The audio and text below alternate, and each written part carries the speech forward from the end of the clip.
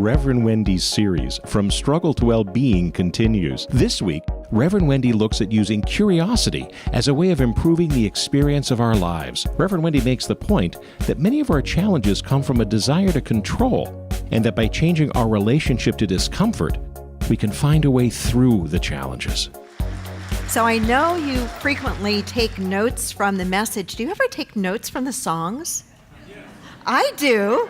I mean, some of the lines and some of the songs we're blessed with are just powerful nuggets of truth and many messages. So I was jotting some things down that I know I wanted to remember.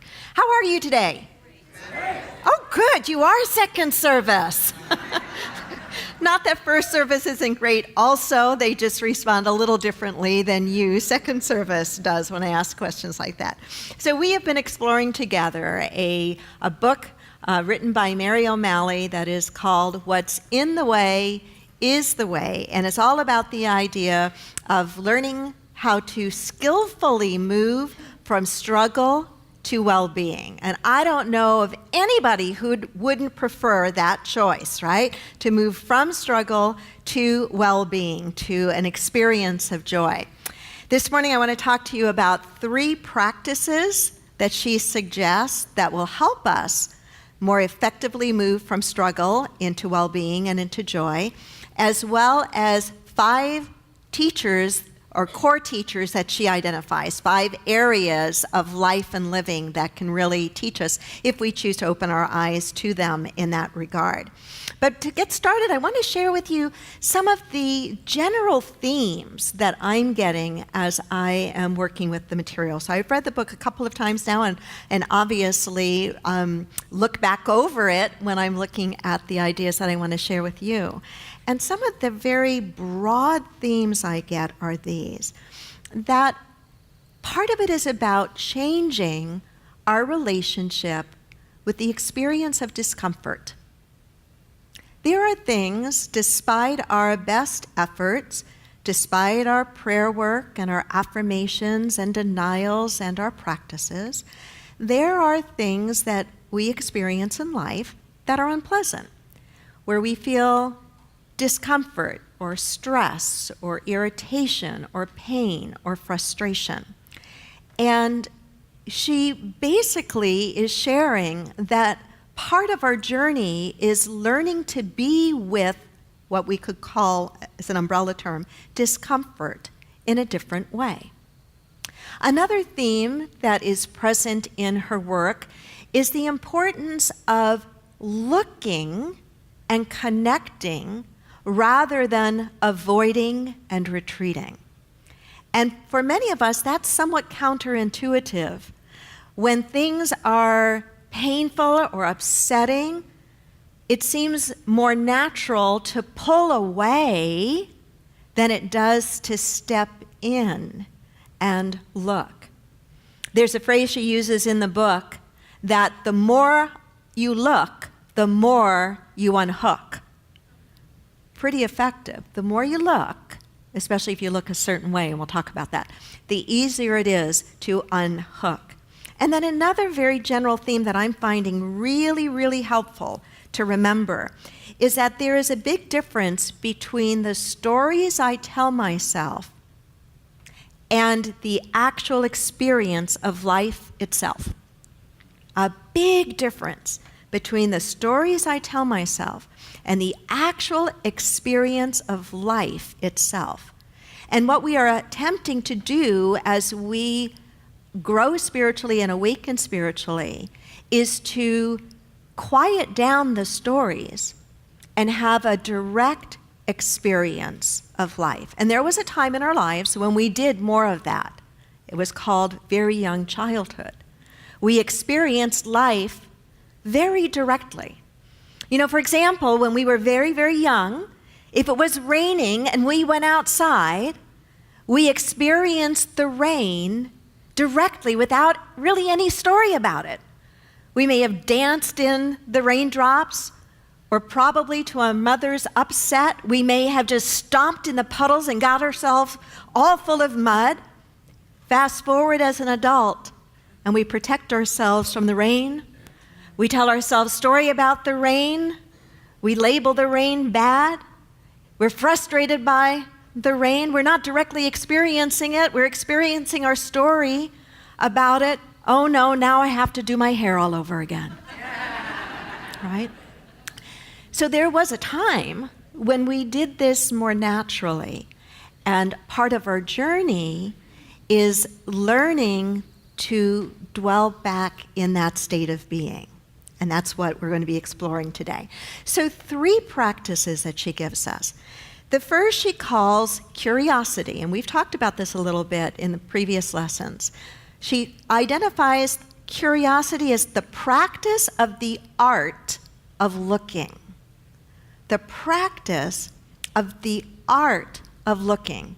She says it is the ability to bring your attention and your immediate experience right together. To bring your attention and your immediate experience right together. And that when we do, we are experiencing whatever it is directly rather than experiencing it through the filter of our story, which probably isn't true to begin with anyway. So how do we experience directly? How do we drop some of that story? And who are we really? Because we can get so identified, can't we, with the story. Where do you think we spend most of our time living?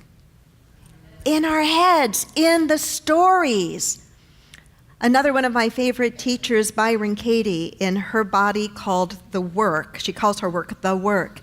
She identifies that the most important relationship we will ever have is not the relationship we have with a significant other, not the relationship we have with God, but the relationship we have with our thoughts as the most important relationship we will have. And that's all wrapped up, truly, in story. Mary writes this in the book. Life's pure energy is continually pouring through you. As it flows through your mind and body, it gets condensed into ripples of thought, sensations, and feelings. But these are not who you truly are. Now, I've got to tell you, there are plenty of times that the storyteller is active in my mind, and it absolutely feels like I am that story.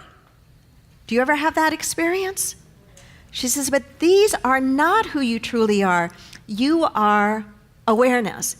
You are the space in which that is taking place. You are awareness. You are that which can watch. You are that which can watch the thoughts, feelings, and sensations pass through who you really are. Hold that for a moment because it's really an important idea. You are that which can watch the thoughts, feelings, and sensations pass through the vast spaciousness of who you really are. Close your eyes for just a moment and silently repeat to yourself 3 or 4 times the word peace. Just silently repeat the word peace to yourself 3 or 4 times.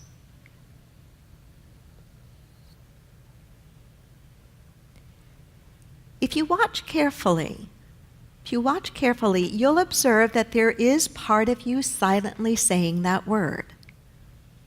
However, there is also part of you that is aware of you watching yourself silently saying those words. That part of you that is aware of what you are doing is the real you. Can you feel into that? It's very subtle and it's very real and it's very important. If you watch carefully, you'll observe that there's a part of you saying it and there is a part of you that is aware that it is being said.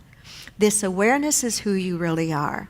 Like most everybody else, you've lost sight of the truth that you are that which can see and be with what is going on. You are that which can see and be with what is going on, but you are more than what is going on. And the way that we move into curiosity around whatever it is that is going on is we stop trying to control it and we try to connect with it. We try to step a little closer into it rather than moving away from it. So the first practice is curiosity, the art of looking. She identifies the second practice as paying attention to your physical body. Paying attention to your physical body. I asked you a moment ago, where do we spend most of our time? And most of you pointed here, and I think that's really very true. Very true. Most of us spend a great deal of time caught in our head, and it's as if we just see our body as this thing we need to move through space and time. And on one hand, it is this thing we need to move through space and time, but our body is full of wisdom and can tell us what we are actually experiencing long before our mind will. Our body can tell us what we're experiencing long before our mind will. Our body is experiencing it, the result of it, directly. Our mind is usually experiencing it through the filter of the story. And so we notice, especially when we become tight, when the body becomes tight. We talked a tiny bit about this last week. She suggests that we become a tightness detective. I like that term. I'm going to be a tightness detective. I'm going to notice when I'm feeling tight about something. Because the moment there is tightness in the body, there is resistance going on. The moment there is tightness in the body, there is resistance going on. It could be resistance to a thought we are thinking, to a story we are telling ourselves, to something that somebody has said, to something that somebody did or didn't do. But the moment that we feel tightness, beneath the tightness, there is some resistance. In order to move past it effectively, we have to try to understand what are we resisting?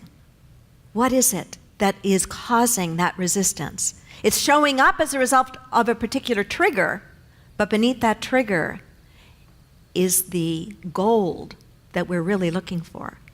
Is what just got triggered, is what I am resisting, is what I am feeling in my body that the resistance is reflecting, that I'm afraid right now, that I feel alone, that I feel left out, that I feel sad. One of our members shared with me, when she came through the line after first service, she said, this morning for some reason you sounded more conversational. She says, and I felt like you were talking just to me. And she said, I've been having, when you got to the part in the talk where you were talking about paying attention to the body, I was aware that I've been having pressure, the feeling of tightness and pressure behind my eyes. And all of a sudden, as I paid attention to it, I got what was behind the tightness and the tension behind my eyes. She says, I need to cry about something. And I've not let myself cry. And she said, all of a sudden, the tears just started to come. She says, the tightness isn't there now. I don't know what was behind the tightness for her, and I don't know what the tears were about. But I know, and she discovered for herself, that her body was trying to get her attention about something. And the tightness in the eyes was a sign of something deeper that really didn't have so much to do with the eyes necessarily, but really had to do with the heart. Our body somehow seems to know so much faster than our mind does. And I want to suggest not that we do away with the mind, but that we elevate the way that we look at the wisdom of the body. The third is practice is a natural extension of the first two. And it's what Mary O'Malley calls the U-turn. Think about when you're driving and you realize you're going in the wrong direction. You can't wait to find a place to make a legal U-turn, right? You got to go right back around. She says the U-turn is about bringing your attention back to yourself so you can recognize your stories and the feelings they generate. Oftentimes we are looking outward at who we can blame for why we feel the way we feel. I like the line in the song, Jimmer, that you sang. It's all right sometimes to be wrong. Right? It's all right sometimes to be wrong. The U-turn is about bringing your attention back so you can recognize your stories and the feelings they generate. So you pay attention. You pay attention. You ask, what stories am I telling myself right now? What is it that I'm telling myself about what just happened or what I think is going to happen? What am I telling myself right now? We ask, what is it like to be me right now? I don't know about how it is for you, but I know when I'm wrapped up in my small stories or my angry stories or my hurt stories or my afraid stories, it's not such a pleasant place to live inside me. And I imagine that it might not be such a pleasant place to live around me either. But being willing to be vulnerable and look at that is what the U-turn is partly about. So we watch. We notice, we ask, and we name. She says the most basic naming is story. When we catch ourselves, if we don't know how to name the feeling or what's beneath it, if we haven't yet been able to identify it, we can at least name it story. Oh, I'm in that story cycle. Story. The most basic naming, she says, is story. But as you develop your capacity to see what is going on, you'll be able to be more specific about what you see.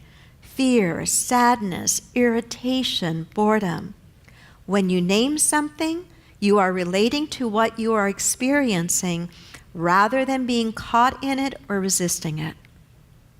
I want to read those words from her again. When we name something, we are relating to what we are experiencing rather than being caught in it or resisting it.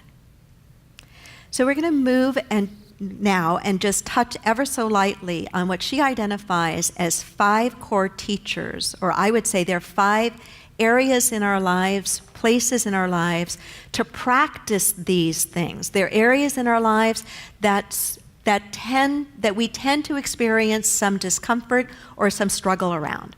And remember, part of our journey is learning to be with discomfort or learning to be with struggle in a different way, in a way in which we at least don't add more to the struggle by resisting it, manipulating it, or trying to control it. So the 5 areas she identifies are compulsions, illness, pain, finances, and people. Compulsions, illness, pain, finances, and people. She writes there are 5 core teachers that are designed to bring up what is most asking for the healing of our attention. Each of these areas is full of invitations to practice the U-turn, spending your energy on being curious about what they bring up inside of you rather than trying to fix, change, or get rid of what is going on.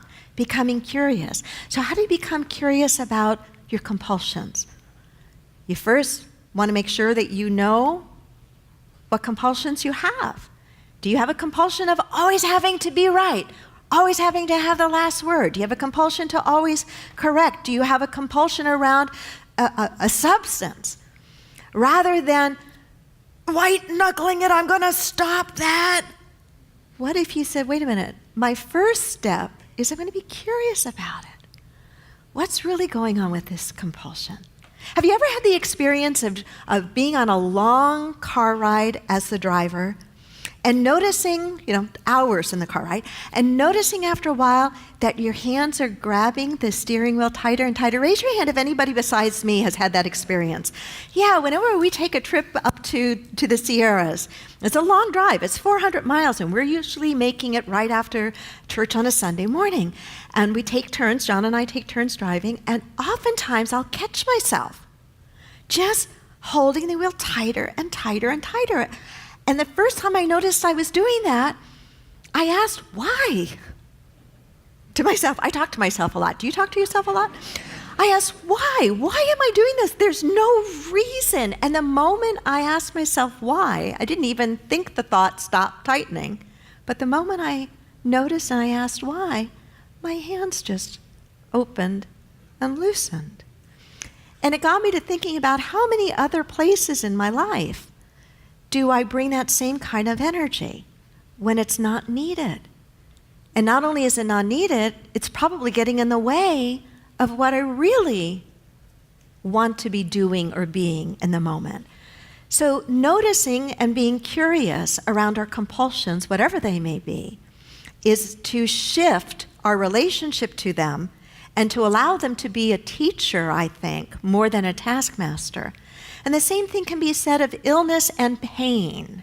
Of illness and pain. Those are two other core teachers, she says. And I think this statement applies to both of them.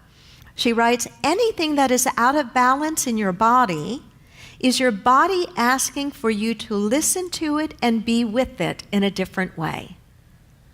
I like that. I like the wisdom of not only recognizing that my body is asking me to listen to it, but it's also asking me to be with it in a different way.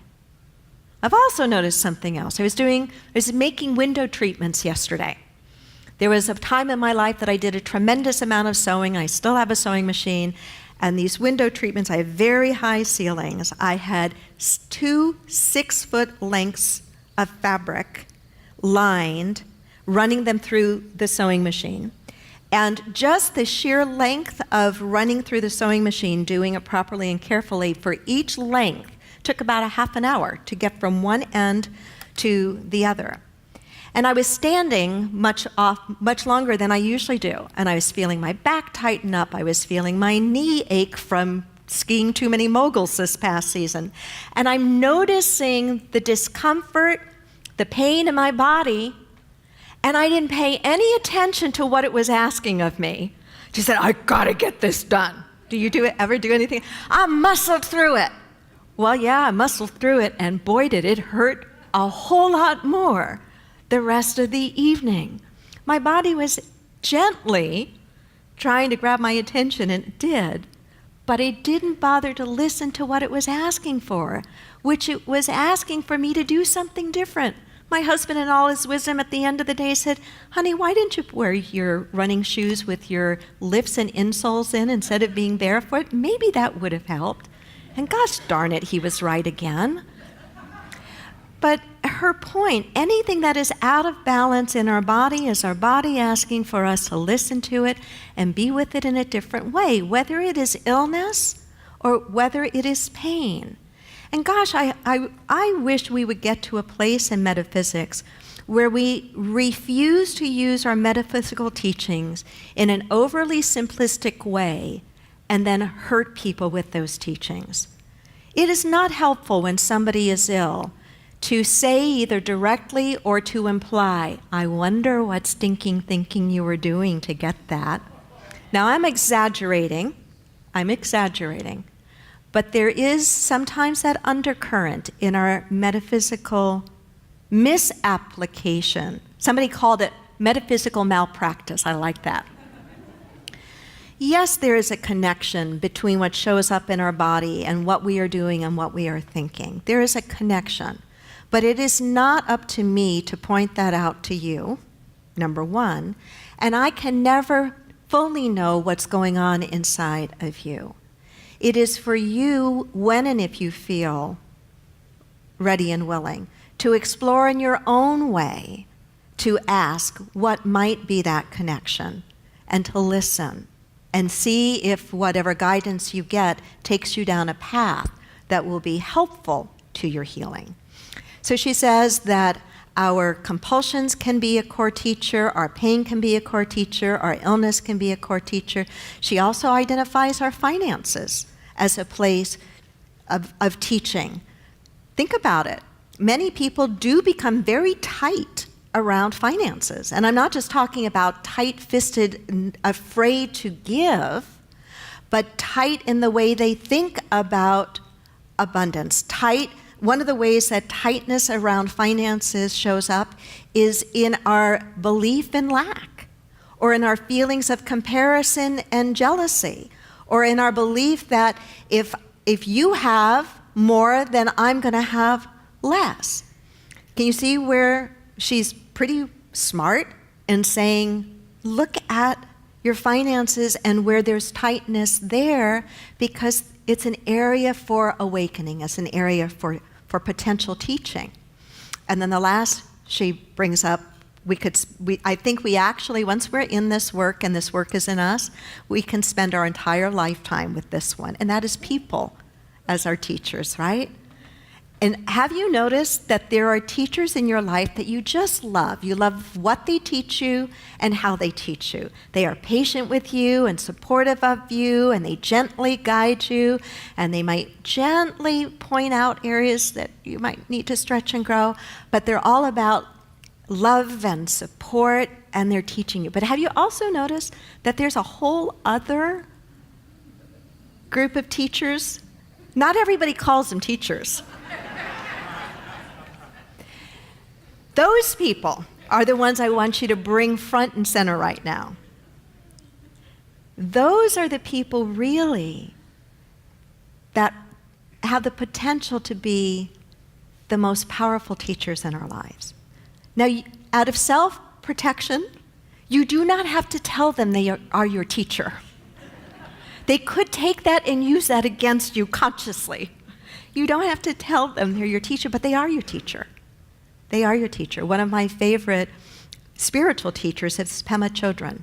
And a recurring theme in her work is that we actually need people who irritate us in our lives. We need them. We need them, and not for the purpose of changing them. Just in case that's why you thought they were there. Not for that purpose, but for the purpose of our own awakening, for the purpose of our own self-discovery. This is what she writes about it. All of the people in your life are just character actors in your theater of awakening. I love that phrase. I'm going to repeat it. All the people in your life are just character actors in your theater of awakening. So the next time, when you laughed about the people over here that we said, but we don't call them teachers, right? The next time you have one of those interactions with that person and they're driving you crazy or whatever it is about them that triggers stuff, quietly say to yourself, sent by central casting. That's my own insertion. Sent by central casting to star in the play of my life called my spiritual awakening. Thank you, central casting. But she says all of the people in your life are just character actors in your theater of awakening, designed to show off in ways to bring up inside of you what is asking to be seen and released. It is the people that most disturb you that are the greatest invitation to you to do the U-turn. The deepest reactions you have around other people are when their words and actions wake up one of your spells, especially if somebody says or does something that you secretly don't like about yourself. Namaste. Many people enjoy Reverend Wendy's talks and meditations and aren't able to attend the Unity Center in person. If you're part of our extended family from around the world and would like to help support the Unity Center, please go to our website or download our free app, which offers even more ways to connect with the Unity Center. Namaste.